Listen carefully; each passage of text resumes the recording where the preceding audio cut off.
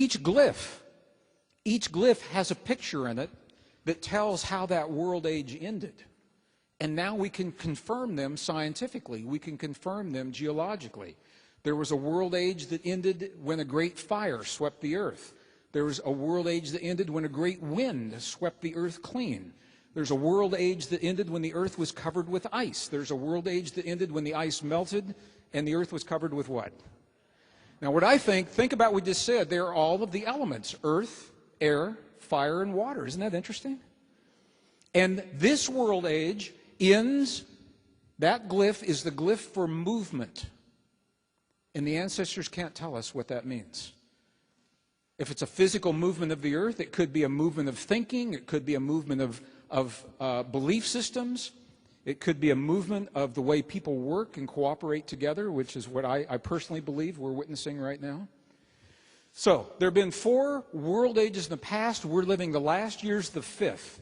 Now, our world age began on August 11th, actually at noon, on August 11th, 3114 BC. Okay, this is your first test. Do the quick math. You're taking notes. You can do it. Okay, 3114 BC, August 11th. Okay, add 1,872,000 days. And what is the year, the month, and the day that the next world age begins?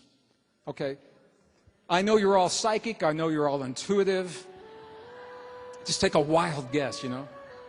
Okay, it happens to be the winter solstice, December 21st, 2012. It's not the end of the world, it's the end of a world age.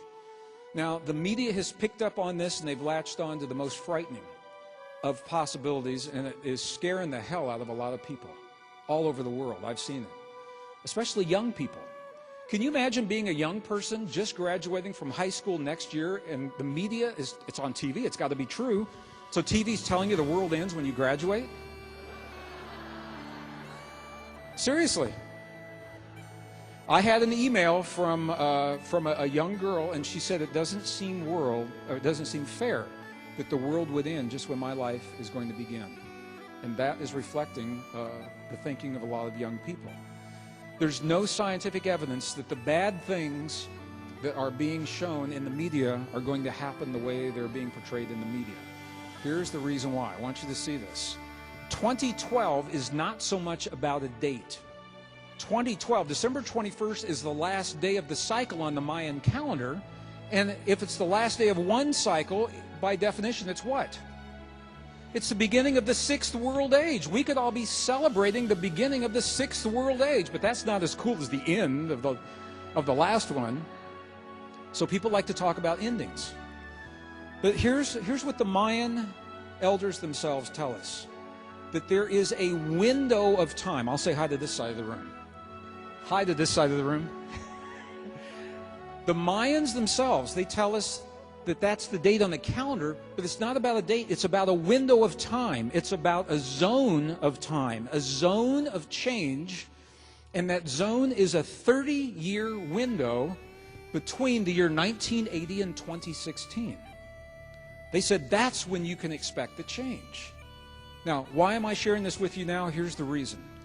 Because to me, it feels way different to know that we are already, this is now 2011, almost the end of 2011. If the zone of change that the Mayans are talking about ends in 2016, we're over halfway through that window. It means we're already living many of the most frightening prophecies and predictions that we see in those very authoritative television specials. Think about this. What happened? What happened? Very authoritative? I thought maybe my pants were unzipped or something. I mean, that's the only time people laugh at inappropriate